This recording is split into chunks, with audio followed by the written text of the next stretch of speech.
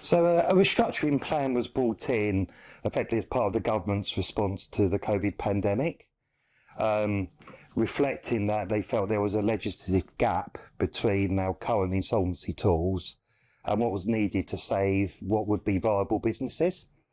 And also part of that was a reflection that the law in other European jurisdictions was developing in this area and felt there was a gap. So it was to give us a tool to hopefully help us save more viable businesses. I would say that the key issue really is, for a restructuring plan, there are kind of two key statutory tests.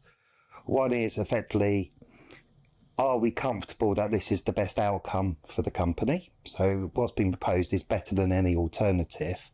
And then looking at the return to those creditors in the restructuring plan, is that at least the same as they would get in the alternative? And then the key point really then comes down to, what is their share of the kind of restructuring surplus or the upside that is generated? So are you giving a fair deal to those creditors? And that's probably where we've quite excelled at, in understanding the needs of stakeholders, understanding the equity of the deal, and hopefully proposing an arrangement which is acceptable. And I'll say, touching wood, the ones I've done, the judge luckily has agreed with our assessment on those. Probably my work on Tasty PLC. So that was a chain of restaurants that had been listed on AIM. Obviously, restaurants through COVID are then coming out with the cost of living crisis. People's disposable incomes coming down. So what was a perfectly viable business with good management, strong management team, just needed some help to deal with some of their loss-making estate. The key with Tasty was it was a listed entity. So we had all that additional complexity about how you manage a restructuring process on a public company, with all the requirements to make sure all your information was in the public domain. Really pleased on that one, that working with the nomad for the company, we managed to get the company stayed on listing. We didn't have to suspend the shares, and the trade continued on the shares all the way through the process that we were doing, with no objections from the regulators and from the market.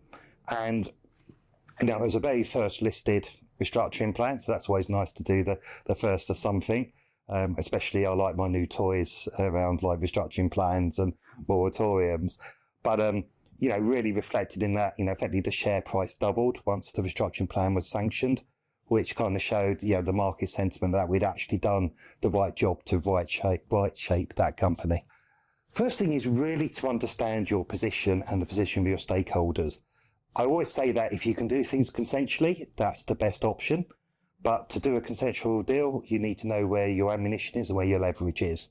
If you can work to a consensual deal, it's fine. If not, there were plenty of tools available to help force through that restructuring if needed. The other key bit of restructuring plan is make sure you're working with the right advisors, both the legal advisors, counsel, and the valuation expertise you need. It's that team together which develops a solution that works for the client.